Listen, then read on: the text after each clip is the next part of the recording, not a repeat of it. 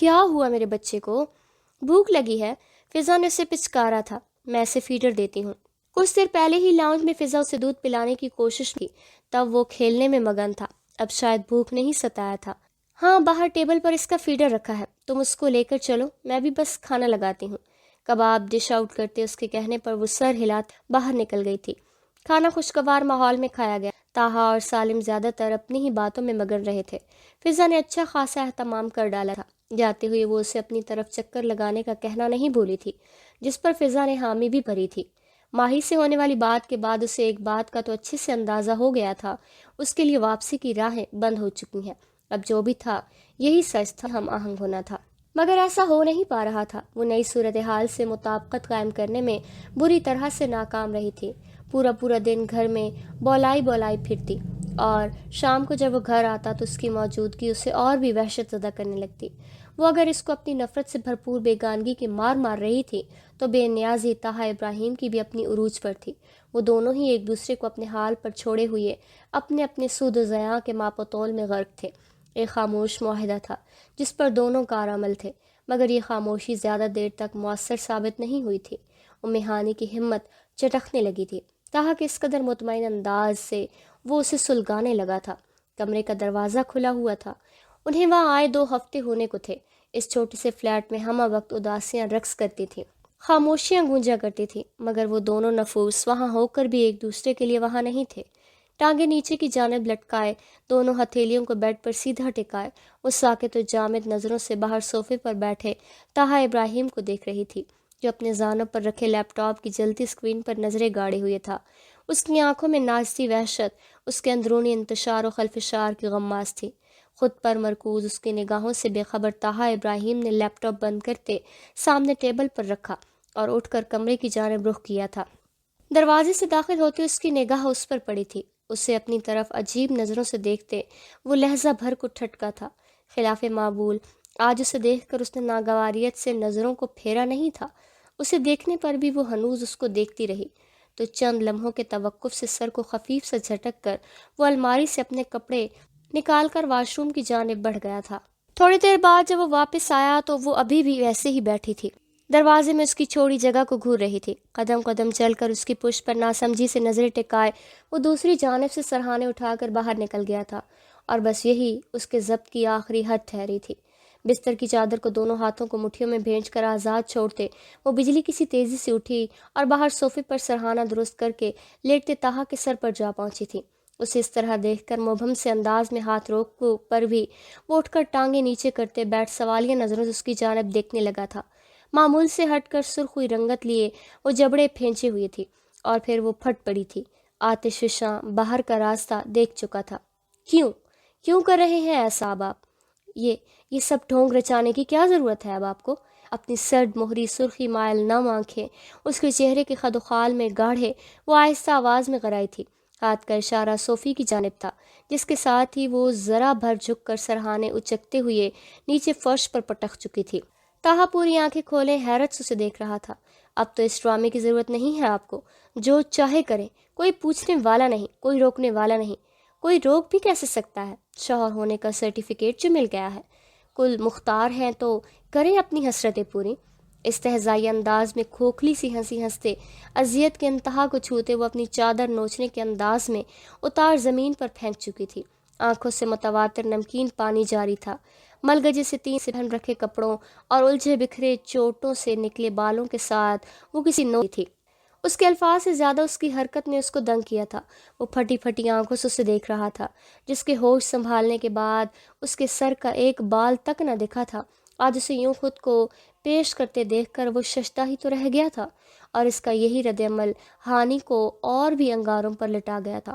ہونٹوں پر تمسخر اڑاتی ایک زخمی سی مسکان لی اس نے بے دردی سے اپنے آنسوں سے تر ہوتے گال رگڑ ڈالے۔ کیا دیکھ رہے ہیں؟ یہی تو چاہتے تھے آپ، اس رات یہی سب تو کرنے آئے تھے، پھر اب کیوں فرشتہ بن رہے ہیں؟ کیا ثابت کرنا چاہ رہے ہیں؟ بہت معصوم ہیں آپ، بہت پاک باز۔ نکاح میں ہوتے ہوئے بھی مجھے ہاتھ تک نہیں لگایا، یا پھر اپنے کیے کا کفارہ ادا کر رہے ہیں؟ بولیے، بتائیے نا، چپ کیوں ہیں آپ کے پاس تو ہمیشہ سے میرے ہر سوال کا جواب موجود رہتا تھا، اب کیوں خاموش ہے؟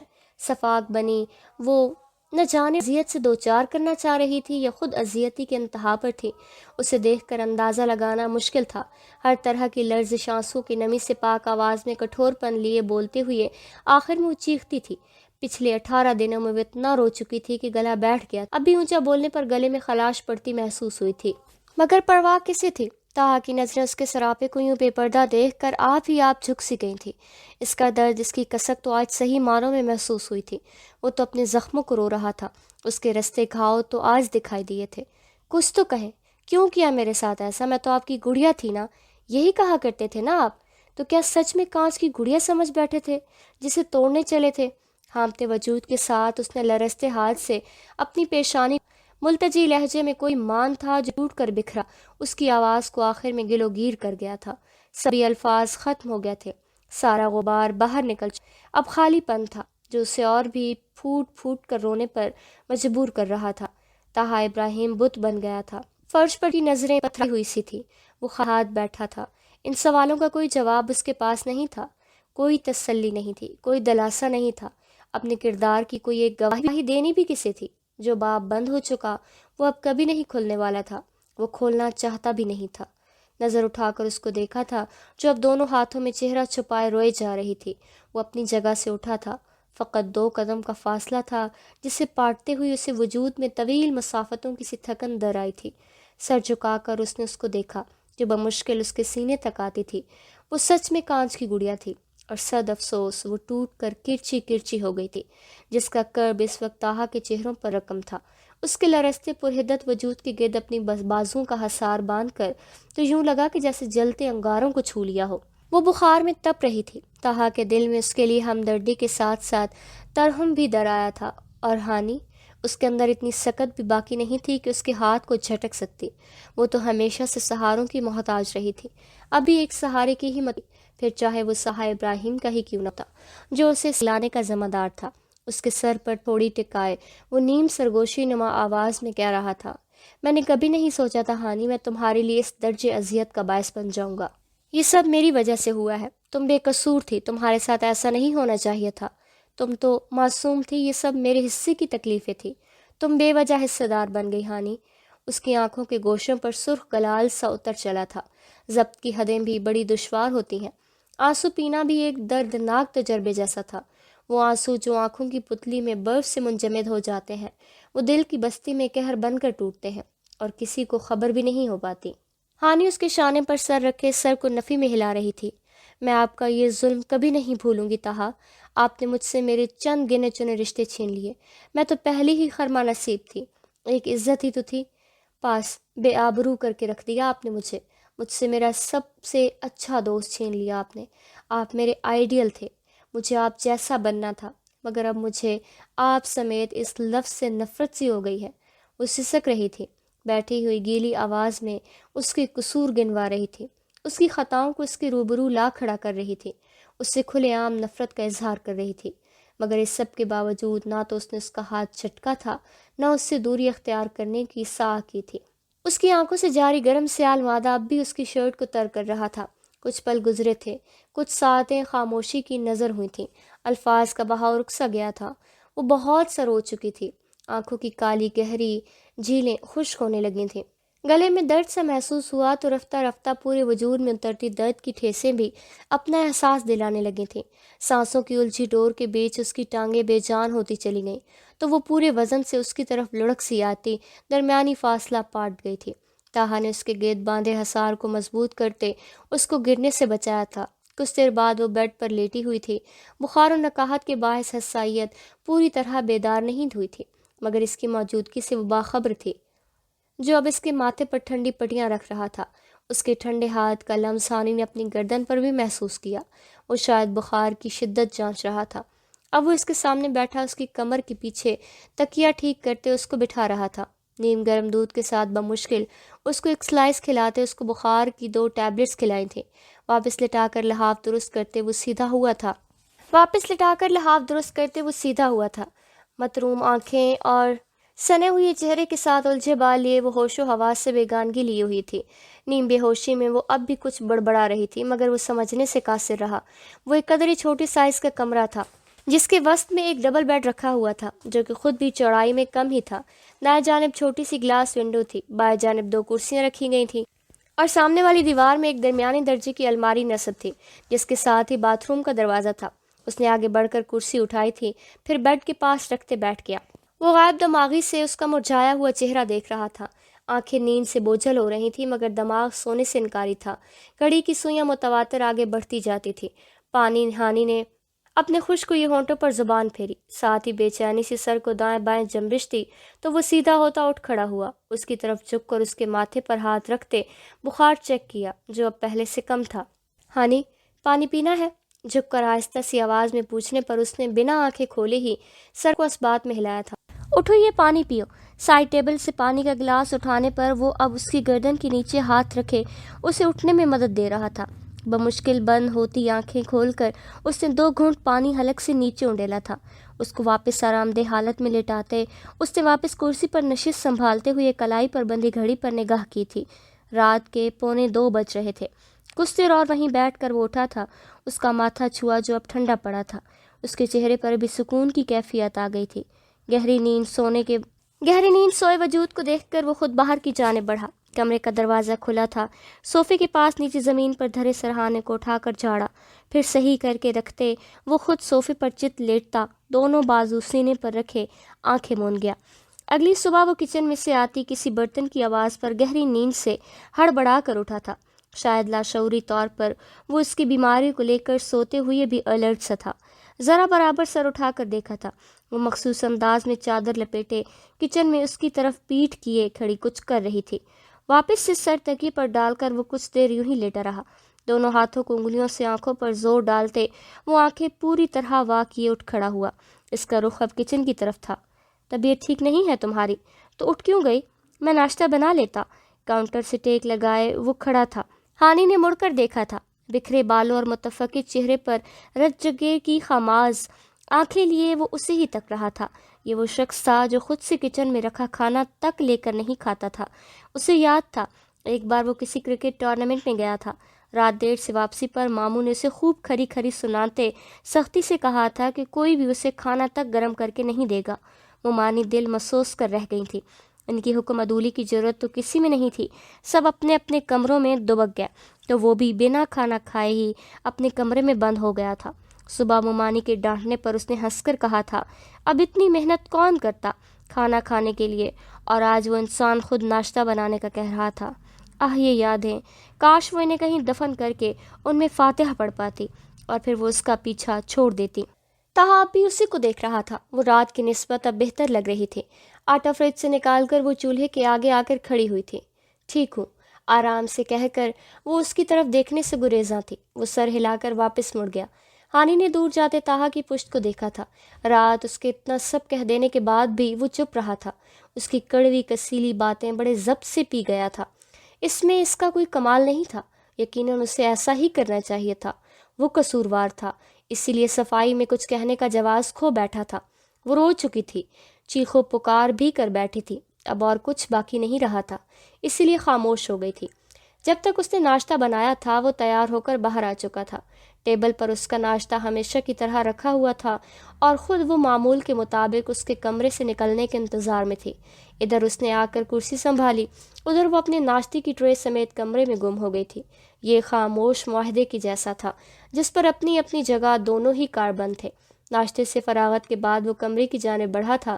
دہلیز پر کھڑے ہوتے اندر جھانکا۔ وہ سامنے بیڈ پر آلتی پالتی مار بیٹھی ناشتہ کر رہی تھی۔ اس کی موجودگی پا کر بھی اس کی طرف متوجہ نہیں ہوئی تھی۔ بیگانگی تھی تو انتہا کی کم مائگی تھی تو عروج پر اپنے تاہا کے ماتھے پر سلوٹیں سی نمودار ہوئی تھیں۔ بھلا ایسی بے رخی دیکھی ہی کب تھی؟ خود کو یوں نظر انداز کیا جانا اس کو چبھتا تھا مگر وہ برداشت کر رہا تھا۔ اب بھی ضبط کر گیا۔ یہ راہیں خود اس کی منتخب کردہ تھیں۔ اب پرخار ہوں یا تپتے صحراؤں سے جھلساتی ہوائیں، وہ واویلا نہیں کر سکتا تھا۔ آفس جانا لازمی ہے ورنہ آف کر لیتا۔ میں نے فضا بھابھی سے کہہ دیا ہے تھوڑی دیر تک وہ آئیں گی تو ان کے ساتھ ہاسپٹل چلی جانا۔ آواز کو حتی الامکان نرم رکھتے وہ وضاحت دے رہا تھا، حالانکہ سامنے بیٹھے وجود کو اس کی رتی برابر بھی ضرورت نہیں تھی۔ کہہ کر وہ مڑا ہی تھا کہ جب اس کی آواز اس کے کانوں میں پڑی تھی، مجھے کہیں نہیں جانا۔ ہاتھ میں تھاما چائے کا کپ وہ ٹرے میں پٹخنے کسی انداز میں رکھ چکی تھی۔ وہ جب جب اس سے مخاطب ہوتا تھا وہ نئے سرے سے زخم ہونے لگتی تھی، دل کے پھپھولے پھر سے رسنے لگتے تھے، اور اس کی یہ فکر مندی اسے اب ایک ہی احساس سے ہم آہنگ کرواتی تھی، شدید نفرت اور غصہ۔ طاہا نے پلٹ کر اسے دیکھا تھا، جو اب بھی نظریں پھیرے ہوئی تھی۔ قدم قدم چلتا ہوا وہ بیڈ کے قریب آن کھڑا ہوا تھا، دونوں ہاتھ پینٹ کی جیبوں میں ڈالے وہ بغور اس کے تنے چہرے پر پھیلی ناگواری کو دیکھ رہا تھا۔ ہانی، مجھے سختی پر مجبور مت کرو، میں پہلے بھی کہہ چکا ہوں، آخری بار دہرا رہا ہوں، میں نے تمہیں مجبور نہیں کیا تھا میرے ساتھ آنے کے لیے، یہ تمہارا اپنا فیصلہ تھا، اس لیے اس چار دیواری کے اندر جو مرضی کرو، مگر باہر کسی کے بھی سامنے اگر تم نے کوئی تماشا لگایا تو بہت برا ہوگا۔ سچ سے انداز میں وہ بے تاثر چہرہ لیے اس کو سمجھا رہا تھا یا دھمکا رہا تھا، وہ اندازہ نہیں کر پائی تھی۔ شاکی اور بے یقین نظروں سے اس نے چہرہ اٹھا کر اس بار اس کو دیکھا تھا، جس کی آنکھوں میں دبے دبے سے اشتعال کے شعلے لپک رہے تھے، پھر اس کے ہونٹوں پر تمسخر زدہ تبسم امڈ آیا۔ جو ہو چکا اس سے برا اور کیا ہوگا؟ کوئی کسر رہ گئی ہے جو پوری کرنی باقی ہے؟ یاد کریں طاہا، آپ نے کس طرح میرا تماشا بنا کر رکھ دیا تھا، مگر نہیں، آپ کو کیسے یاد آئے گا؟ آپ کے حواس ہی کہاں سلامت تھے اس وقت، مگر اب خود کا تماشا بننے کا کس قدر خوف طاری ہے آپ پر۔ زہر خندہ انداز میں وہ بولی نہیں، پھنکاری تھی، آواز بھلے نیچی تھی مگر لہجے کی سختی چٹانوں کو مات دے رہی تھی۔ طاہا بت بنا اس کے بدلے انداز ملاحظہ کر رہا تھا، اس کی حیرت بجا تھی، جس ہانی کو وہ جانتا تھا اسے بولنا آتا ہی کہاں تھا۔ اس کی نرم گوئی اور دھیمے پن کی مثالیں دی جاتی تھی، یہ کڑوے کسیلے انداز تو نئے نئے تھے۔ تمہیں جو سمجھنا ہے تم سمجھو، مگر اپنی عزت و وقار پر اب میں کوئی سمجھوتا نہیں کروں گا۔ جتنی ذلت میرے حصے میں نصیب نے لکھی تھی وہ میں جھیل چکا، مگر کوئی جگہ سائی اپنے تعاقب میں آنے نہیں دوں گا۔ اسی لیے انسانوں کی طرح رہو، ہمارے آپسی معاملات کسی تیسری کی نظر میں نہیں آنے چاہیے۔ بدلے میں اس بار وہ بھی تندہی پر اتر آیا تھا۔ درستگی سے کہتا بنا اس کو بولنے کا موقع دیے وہ لمبے لمبے ڈگ بھرتا باہر نکل گیا تھا۔ صبح صبح ہی موڈ کا بیڑا غارت ہو چکا تھا۔ ہانی نے جاتے ہی وہ کام کیا تھا جو اسے سب سے اچھا کرنا آتا تھا، اور وہ تھا رونا۔ حالانکہ اس نے سوچ لیا تھا وہ اب مزید آنسو نہیں بہائے گی، مگر آنسوؤں پر اس کا بس نہ پہلے کبھی چلا تھا نہ اب چل پایا تھا۔ کبھی کبھی اس کے رونے پر وہ اسے کتنی دیر نرم لہجے میں سمجھایا کرتا تھا، ڈھارس بڑھایا کرتا تھا، اسے حالات سے لڑنے اور مضبوط بننے کی گھنٹوں نصیحتیں کیا کرتا تھا، اور ایسا کرتے وہ کتنا اپنا اپنا لگا کرتا تھا، مضبوط صاحبان سا، ہمدرد و مہربان سا، محفوظ پناہ گاہ سا، جیسے وہ ہمیشہ اس کے ساتھ رہنے والا ہو۔ اور اب وہ ہمیشہ ساتھ رہنے والا تھا، مگر وہ نہیں رہا تھا۔ طاہا ابراہیم اب پہلے والا طاہا ابراہیم نہیں رہا تھا۔ فارمیسی سے میڈیسن لے کر وہ دونوں باہر نکلی تھی۔ ننھا عارض بھی فضا نے اٹھا رکھا تھا، اس کا بخار تو اس وقت تک اتر چکا تھا مگر بی پی اب بھی لو تھا۔ فضا نے ہاتھ دیکھ کر ٹیکسی روکی، سارا راستہ خاموشی سے کٹا تھا۔ کچھ دیر بعد عارض کوئی آواز منہ سے نکالتا تو ہانی بھی اپنی لامحدود سوچوں کے بھنور سے چونک کر باہر نکلتی، پھر اس کی طرف دیکھتے مسکرا دیتی۔ فضا اس کے ساتھ ہی فلیٹ میں آئی تھی، چادر اتار کر دوپٹہ لیتے وہ کمرے سے باہر آئے تھے۔ عارض کو صوفے پر کشنز کے سہارے بٹھا کر فضا خود کچن میں کھڑی چائے کے لیے پانی چڑھا رہی تھی۔ ارے آپی، کیا کر رہی ہیں آپ؟ میں بس آ ہی رہی تھی، آپ بیٹھے، میں چائے بناتی ہوں۔ شرمندہ سی وہ اس کے پاس آئی تھی۔ رہنے دو تم، ڈاکٹر نے کہا ہے کمزوری ہے، بی پی کتنا لو ہو رہا تھا، کیا کھاتی پیتی نہیں ہو تم؟ اس نے کھولتے پانی میں چائے کی پتی ڈالتے اس کو ڈانٹا تھا۔ کھاتی تو ہوں، وہ منمنائی۔ ہاں جی، تمہاری حالت دیکھ کر اندازہ ہو رہا ہے، میں تو آج خود طاہا بھائی سے بات کر کے جاؤں گی، انہیں بھی کوئی خیال نہیں، کیسے زرد پڑ گئی ہو، آنکھوں کے نیچے ہلکے دیکھے ہیں؟ اسے بغور دیکھتے وہ فکر مندی سے کہتے، اسے تو لتاڑا ہی رہی تھی، ساتھ ہی طاہا کو بھی رگیت رہی تھی۔ ہانی نے بے اختیار آنکھیں چرائی، وہ کچھ ہی دنوں میں مرجھا کر رہ گئی تھی، صاف چمکدار رنگت میں زردیاں سے گھل گئی تھی، ویران ہوئی آنکھوں کے نیچے ہلکے نمایاں ہوتے جا رہے تھے۔ فضا کو تشویش ہونا یقینی بات تھی۔ ہانی، کوئی مسئلہ ہے تو مجھے اپنی بڑی بہن ہی سمجھو، مجھے بتا سکتی ہو، ڈاکٹر نے کہا تم سٹریس کا شکار رہو۔ طاہا بھائی سے کوئی بات ہوئی ہے کیا؟ اس کے شانے پر ہاتھ رکھ کر اس بار اس نے نرمی بھری لہجے میں پوچھا تھا۔ ہانی اتنی سی ہمدردی پر ہی پسیج کے رہ گئی، آنکھیں بھر آئی تھیں، گلے میں آنسوؤں کا گولا سا اٹک گیا تھا۔ وہ مشکل سر کو نفی میں ہلایا۔ ایسی تو کوئی بات نہیں آپی، بس گھر والوں کی بہت یاد آتی ہے، اور تو کوئی بات نہیں، بڑی دقت سے آنسوؤں کو بہنے سے روکتے وہ مسکرا پائی تھی۔ تو گھر سے کسی کو بلوا لو کچھ دن کے لیے، یا پھر تم کچھ دن رہ آؤ، وہاں جا کر دل بہل جائے گا۔ مسکرا کر ہلکے پھلکے انداز میں بڑی آسانی سے فضا نے فوری حل پیش کر دیا تھا۔ ہانی نے دکھے دل کے ساتھ بات سمیٹنے کے لیے سر کو ہاں میں جنبش دی تھی۔ اب تم جاؤ اور بیٹھو، میں چائے کے ساتھ کچھ کھانے کو لاتی ہوں، پھر دوا لے کر آرام کرو، اور ہاں، رات کا کھانا میں بنا کر بھیج دوں گی۔ چائے میں دودھ انڈیلتے وہ خلوص دل سے کہتی اسے اپنا مشکور کر گئی تھی۔ شکریہ آپی۔ اس وقت کچھ کہنے کا جی تو ویسے بھی نہیں کر رہا تھا، بے دلی اپنی لپیٹ میں لیے ہوئی تھی۔ وہ آ کر صوفے پر بیٹھ گئی، عارض کو اٹھا کر مسکراتے ہوئے کچھ دیر کے لیے اس کے ننھے وجود میں پناہ لے ڈالی۔ آج اتنے دنوں بعد گھر میں گوبھی گوشت بن رہا تھا، جسے بناتے ہوئے ان کے دل کا بوجھ کچھ اور بھی سوا ہوا تھا۔ وہ ہوتا تھا تو کتنا شور مچایا کرتا تھا۔ گوبھی وہ واحد سبزی تھی جو اسے قطعی پسند نہیں تھی۔ جس لمحے آنسا نے کچن میں قدم رکھے تھے، انہوں نے جھٹ سے اپنے دوپٹے کے پلو سے اپنی آنکھیں رگڑی تھیں۔ آنسا نے جان بوجھ کر نظر انداز کیا تھا۔ آج کل اس گھر کے سبھی افراد ایسے ہی تو ایک دوسرے کے احساسات سے لکا چھپی کھیل رہے تھے۔ آپ رہنے دے بھابھی، میں بناتی ہوں ہانڈی۔ آپ کی طبیعت کچھ ٹھیک نہیں لگ رہی، آرام کر لیں تھوڑی دیر جا کر۔ نرمی سے پاس جا کر ان کے ہاتھ سے کفگیر لیتے وہ خود پتیلے میں چلانے لگی۔ انداز میں فکر مندی تھی۔ فائزہ نے ناک سکیڑ کر آنکھوں کو چھپک کر بہت سی نمی اندر اتار دینا چاہی تھی۔ میں ساتھ کچھ اور بنا لیتی ہوں، میرا آج یہ کھانے کو جی نہیں چاہ رہا، مدھم آواز میں کہتی وہ ساتھ ہی نگاہیں چرا کر وضاحت کرتے پیچھے ہٹ گئیں تو آنسا نے ترہنم بھری نظروں سے ان کو دیکھا تھا۔ وہ ماں تھی، ان کی تکلیف کا اندازہ کر پانا مشکل تھا۔ ان کی بات پر کچن کی دہلیز پر رکی ماہی نے آنکھوں میں تکلیف کے آثار لیے ان کو دیکھا تھا۔ اس کے قدم جم سے گئے تھے، جیسے وہ کبھی وہاں سے ہل سکتے کی سکت کھو بیٹھی ہو۔ کچھ لمحے وہ یوں ہی کھڑی رہی۔ آنسا نے اسے بت بنا دیکھ کر پکارا تھا، ماہی۔ وہ چونک کر ان کی طرف متوجہ ہوئی، اور متوجہ تو کیبنٹ کھولتی فائزہ بھی اس کی طرف ہوئی تھی۔ وہ چھوٹے چھوٹے قدم لیتی ان تک آئی تھی، ان کے بالکل قریب کھڑے ہوتے ہوئے ہولے سے مسکرائی، بے معنی سے مسکراہٹ مصنوعی پن میں لپٹی ہوئی۔ تائی امی، آپ نے جو بھی کھانا ہے مجھے بتا دیں، میں بنا دیتی ہوں۔ آنسا نے تحیر سے بیٹی کو دیکھا تھا۔ وہ ماہی جس کی کچن میں آتی ہی جان جاتی تھی، آج خود وہاں کھڑی یہ سب کہہ رہی تھی۔ فائزہ نے بغور اس کو دیکھا تھا۔ دن میں دو بار کپڑے بدلنے والی ماہی پچھلے 3 دنوں سے اسی جوڑے میں گھوم رہی تھی۔ چہرے کی شادابی کہیں کھو سی گئی تھی۔ بجھی بجھی آنکھیں انہیں خوفزدہ کرنے لگی تھیں۔ انہوں نے اس کا ہاتھ اپنے ہاتھ میں لیا تھا۔ میری ایک بات مانو گی ماہی؟ ان کے التجائیہ لہجے پر ماہی نے سرت سے سر کو اسبات میں ہلایا۔ تم ایسے گمسم مت رہا کرو، پہلے کی طرح ہنسا کرو، بولا کرو، خوش رہا کرو۔ تمہاری یہ چپ میرا دل ہلا کر رکھ دیتی ہے، دکھی دل کی خاموشی آہو آسمان کے دروا کر دیتی ہے۔ میرا بچہ پہلے ہی طوفانوں کی زد میں آیا ہوا ہے، اور کوئی تکلیف اس کی راہ میں حائل نہ ہو، اس لیے کبھی اس کو کوئی بد دعا مت دینا بیٹا۔ اس کی خطا کو پہلی اور آخری خطا سمجھ کر معاف کر دینا۔ میں اس کی ماں ہوں، اس کی طرف سے میں معافی مانگتی ہوں۔ ڈبڈبائی آنکھیں لیے بھرائی ہوئی آواز میں وہ منت کر رہی تھی۔ ماہی کی آنکھیں چھلکی تھی۔ سر کو نفی میں ہلاتے ہوئے اس نے ہونٹوں کو پھینچ کر ان کے گلے میں اپنی باہیں ڈال دیں۔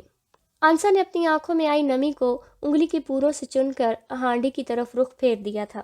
آپ ایسے کیوں کہہ رہی ہیں تائی امی؟ آپ پلیز ایسے مت کہیں، آپ کی غلطی نہیں ہے۔ میرے دل سے طاہا کے لیے کوئی بد دعا نہیں نکل سکتی۔ وہ جہاں رہے خوش رہے۔ یہ سب نہیں ہونا چاہیے تھا، ہم میں سے کسی نے ایسا نہیں چاہا تھا۔ یہ سب کیا ہو گیا تائی امی؟ بھیگی ہوئی آواز میں، وہ گھٹی ہوئی آواز میں ان کے کندھے پر سر رکھے کہے جا رہی تھی۔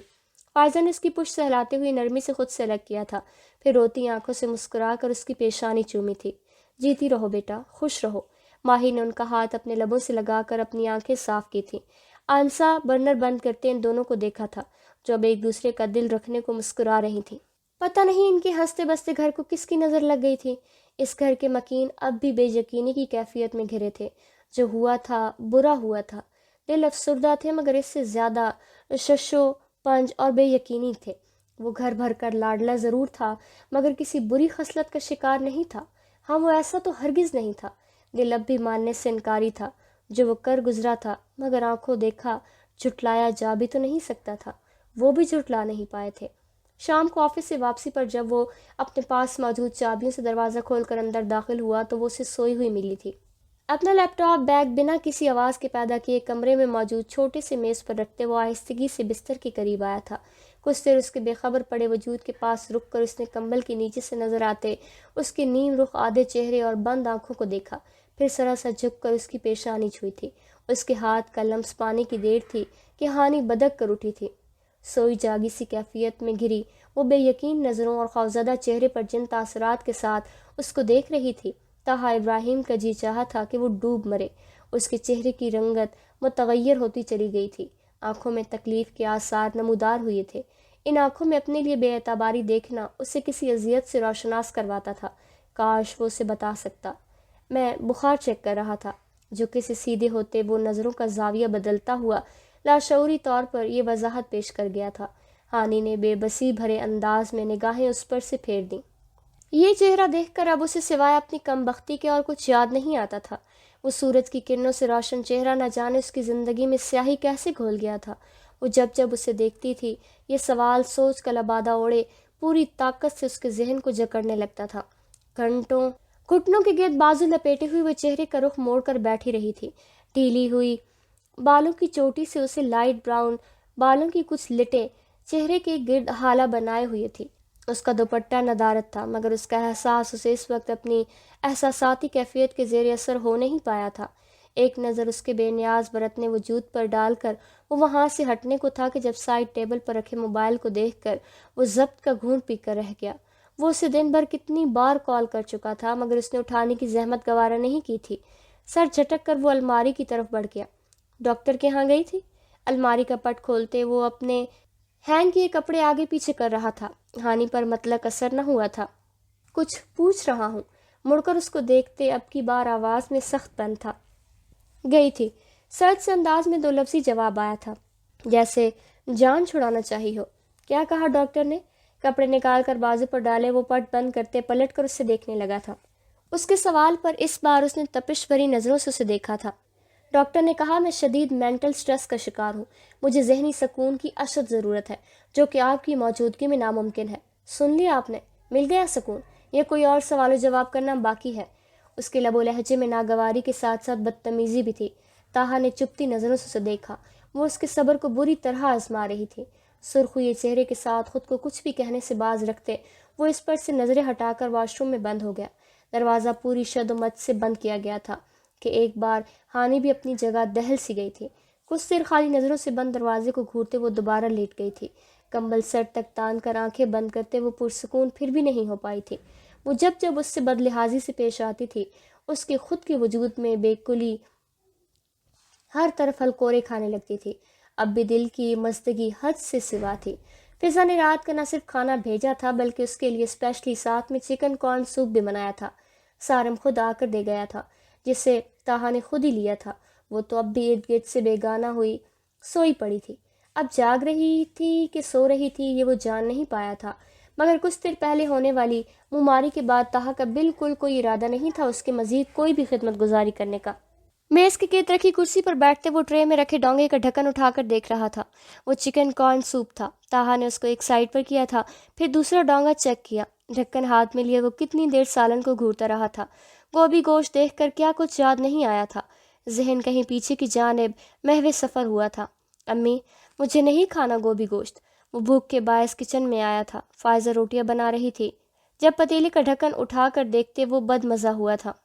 میں کچھ اور بنا دوں گی تاہا، صبر کرو۔ مصروف سے انداز میں روٹی بیلتے ہوئے انہوں نے مسکرا کر جواب دیا، ہاں جی، اب آپ نے اس وقت میرے لیے شاہی چپس ہی بنانے ہیں۔ ایک تو پتہ نہیں جب بھی مجھے شدید بھوک لگی ہوتی ہے کھانا میری پسند کے عین الٹ ہوتا ہے۔ ٹھنڈی آہ بھرتا وہ فریج تک گیا تھا۔ سلاد کی پلیٹ میں سے کھیرا نکال کر منہ میں رکھا۔ نہیں بناتی چپس، مچھلی تلی رکھی ہوئی ہے، تمہیں اسی کا سالن بنا دوں گی، بس 10 منٹ انتظار کر لو، یہ آخری روٹی ہے میری۔ خفیف سا ہنس کر ان کے کہنے پر اس نے پیچھے سے ہی ان کو اپنی باہوں کے حصار میں لیتے سر چوما تھا۔ حال تک کا سفر واپس طے کرتے ہوئے اس نے لب بھینچ کر سالن پلیٹ میں نوالا بنا کر منہ میں رکھتے وہ سپاٹ چہرے کے ساتھ اس قدر بے حس بن بیٹھا تھا کہ اس وقت اس کے ذائقے کو خوشکن یا بدمزہ ہونے تک کا احساس کھو بیٹھا تھا۔ امی آج اگر آپ یوں مجھے یہ کھاتے دیکھ لیتی تو کبھی یقین نہیں کرتی آپ کا تاہا یہ کھا رہا ہے، مگر نہیں کر لیتی۔ آپ، کیونکہ اب تو میں ایسا بہت کچھ کر گزرا ہوں جس کی توقع آپ کو مجھ سے ہرگز نہیں تھی۔ اسی سوچ کے آتے ہی اس کی آنکھوں میں نمی سی گوندی تھی، جس سے وہ خود بھی نظریں چراتا سر جھکائے کھانا کھانے میں خود کو مصروف کر گیا تھا۔ رات کے 10:30 بجنے کو تھے۔ وہ اپنا کام ختم کرتے لیپ ٹاپ بند کرتے اٹھا تھا۔ کمرے میں داخل ہوا تو وہ چائے نماز سمیٹی دکھائی دی تھی۔ ایک اچٹتی سی نگاہ اس پر ڈال کر وہ واش روم میں گھس گیا تھا۔ ہانی نے اس کو آتے دیکھ لیا تھا۔ بیڈ کے کنارے بیٹھتے وہ بے مقصد بیڈ شیٹ کے ڈیزائن پر انگلی پھیر رہی تھی۔ جب وہ باہر نکلا تھا، بنا اس کی طرف دیکھے وہ سرہانہ اٹھا کر باہر نکل گیا تھا۔ صوفے پر لیٹے وہ کسی گہری سوچ میں گم سا تھا۔ کچھ دیر گزری تھی کہ سر اٹھا کر اس نے اس کو دیکھا۔ وہ اب بھی سر جھکائے ٹانگیں نیچے لٹکائے ہوئے بیٹھی تھی۔ تہا کی نظریں واپس لوٹ آئی تھیں۔ کچھ دیر اور گزری تھی، پھر ناچار وہ خود ہی اٹھ کھڑا ہوا تھا۔ آہٹ پر ہانی نے چہرہ اٹھا کر دیکھا تھا۔ وہ ہاتھ میں چھوٹی ٹرے میں ایک باؤل لیے اندر آ رہا تھا۔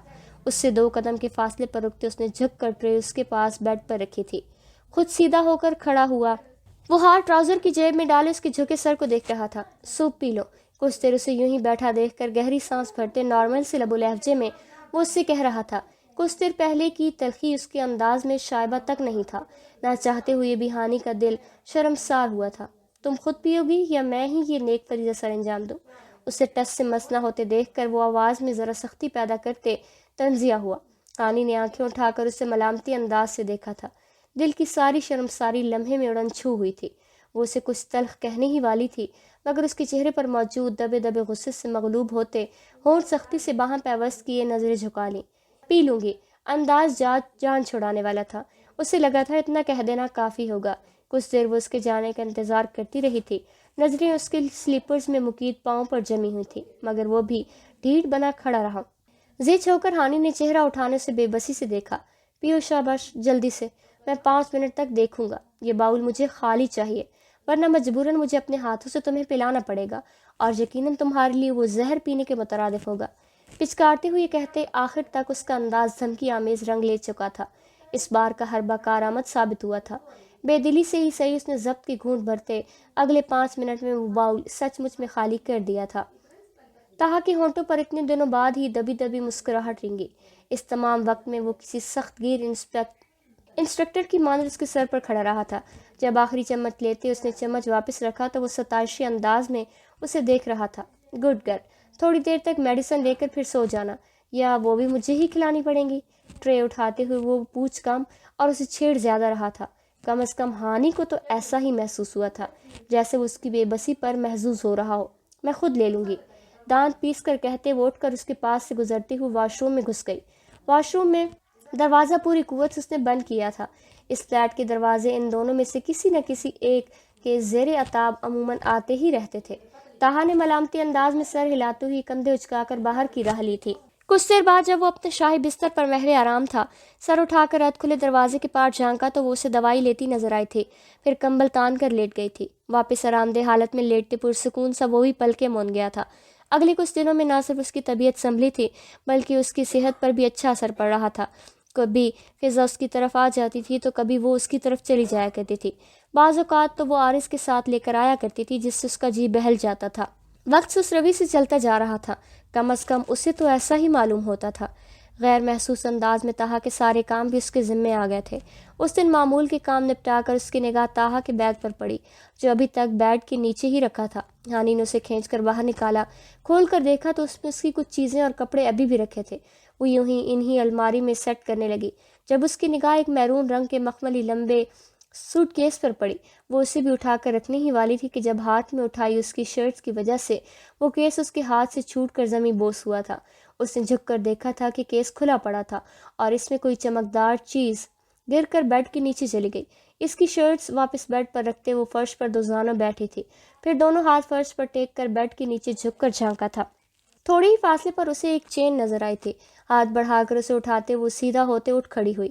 اس کی ہتھیلی پر وہ نفیس سی سونے کی چین دھری تھی۔ ہانی کی بھولی بھٹکی کوئی یاد جیسے تازہ ہو گئی تھی۔ شام کا وقت تھا۔ وہ گھر واپس آیا تھا کہ جب وہ جائے لے کر اسے دینے آئی تھی، کمرے کے کھلے دروازے پر دستک دے کر اسے متوجہ کیا تھا، جو رخ دوسری طرف کیے کھڑا تھا۔ گردن موڑ کر اسے دیکھا، ساتھ ہی اس کی طرف مڑتے اپنے مخصوص نرم سی مسکراہٹ لیے اسے دیکھا تھا۔ اس کے دائیں ہاتھ میں کچھ تھا جسے اس نے اپنی مٹھی میں قید کیے رکھا تھا۔ میں اندر آ جاؤں؟ اس کے پوچھنے پر تہا نے اس بات میں سر کو ہلایا تھا۔ تہا بھائی، آپ کی چائے۔ کمرے میں داخل ہوتے اس سے تھوڑے فاصلے پر کھڑی وہ چائے کا کپ اس کی طرف بڑھاتے بولی، شکریہ ام ہانی۔ کپ لے کر وہ بیڈ سائڈ ٹیبل پر رکھتا سیدھا ہوا۔ تمہارے پیپرز کیسے ہوئے؟ ماشاءاللہ اچھے ہو گئے ہیں۔ آپ نے اتنی زبردست تیاری جو کروائی تھی۔ چہرے پر بے ریاسی تشکر آمیز مسکان لیے وہ اسے لمحہ بھر کو دیکھتے آنکھیں چراتے ہوئی بولی تھی۔ اس کی خاصیت تھی کہ وہ کبھی بھی اس کی آنکھوں میں دیکھ کر بات نہیں کیا کرتی تھی، نہ زیادہ دیر نظریں اس کے چہرے پر ٹھہرایا کرتی تھی۔ اچھی بات ہے، اس نے سر ہلایا تھا۔ میں جاؤں تہا بھائی؟ وہ ہمیشہ آنے اور جانے سے پہلے اجازت لیا کرتی تھی۔ اب بھی اس کے پوچھنے پر تہا نے اپنی مسکراہٹ روکی۔ نہیں۔ اس کے کہنے پر وہ سوالیہ انداز میں اسے دیکھنے لگی۔ کوئی کام ہے آپ کو؟ نہ سمجھی بھرے بھول پن سے استفسار کیا تو تہا خفیف سا ہنس دیا، جس پر ہانی نے تحیر آمیز انداز میں اسے دیکھا۔ کوئی کام نہیں ہے، جاؤ۔ اور یہ کیا تم ہر وقت اجازتیں ہی درکار کرتی رہتی ہو؟ تمہاری اپنی مرضی ہے؟ ہانی پوچھا مت کرو کہ اب میں آؤں یا جاؤں۔ سنجیدہ ہوتے تہا نے نرمی سے کہا تو وہ چھنپ گئی۔ ہلکی سی مسکان چہرے پر لیے وہ پلٹی تھی جب تہا کی آواز پر رکتی واپس پلٹی۔ ہانی رکے، تمہیں کچھ دکھانا ہے۔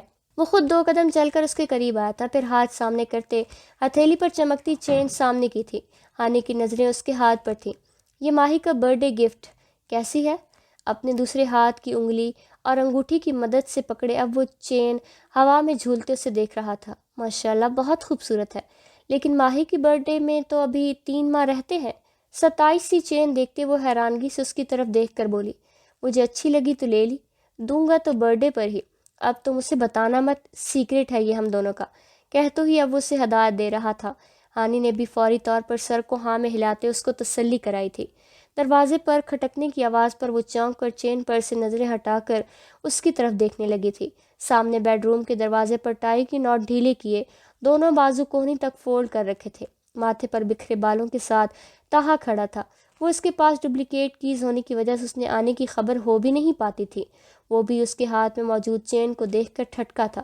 اس سے جڑی یادیں کبھی اس کے لیے متاع حیات ہوا کرتی تھی، مگر اب ماضی کی ایک تلخ رودات بن کر رہ گئی۔ محبت کا ایک ایسا پھول جو اس کے گلستان دل میں کھلا ضرور تھا، مگر افسوس وہ اسے اپنی خوشبو سے معطر کرنے کی بجائے کانٹوں سے اس کے جذبات کو لہو لہان کر گیا تھا۔ اپنے چہرے کو بے تاثر رکھتے وہ نظریں پھیر گیا تھا۔ ہانی اسے دیکھ کر اپنی جگہ چور سی بن گئی تھی۔ السلام علیکم، آہستہ سے سلامتی بھیجتی وہ اندر داخل ہوتے اپنا بیگ میز پر رکھ رہا تھا۔ وعلیکم السلام، یہ میں آپ کی چیزیں الماری میں سیٹ کر رہی تھی۔ خفت زدہ سی وہ نظریں چراتی صفائی پیش کر گئی تھی۔ چین کو مٹھی میں سمیٹتے ہاتھ پہلو میں گرایا تھا۔ وہ کیا سوچتا ہوگا میں اس کے جانے کے بعد اس کی چیزوں کی تلاشی لیتی پھرتی ہوں؟ اس سوچ کے تحت وہ شرمندہ ہوئی تھی۔ تہا مڑ کر اسے دیکھتے اس تک آیا تھا۔ اسے ذرا فاصلے پر رکتے نظریں اس کے ہاتھ پر تھیں۔ ہانی نے اس کو دیکھ کر اپنا ہاتھ سامنے کرتے بند مٹھی کھول دی۔ اس کی شفاف چھوٹی سی ہتھیلی پر وہ چین کچھ اور ہی خوبصورت دکھائی دیتی تھی۔ ہاتھ بڑھا کر انگلیوں کے پوروں سے وہ چین اٹھائی تھی۔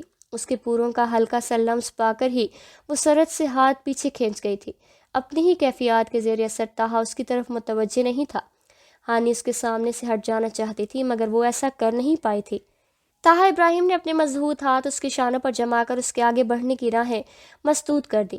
وہ یوں سامنے جم کر کھڑا تھا کہ جس کے بعد اس کی سبھی راہوں کا انت اس پر ہوتا ہو۔ ہر سفر کا ایک حاصل ہے، ہر راستے کی ایک منزل ہے، اور ام ہانی کی منزل تہا ابراہیم تھا۔ یہ ازل سے طے شدہ تھا۔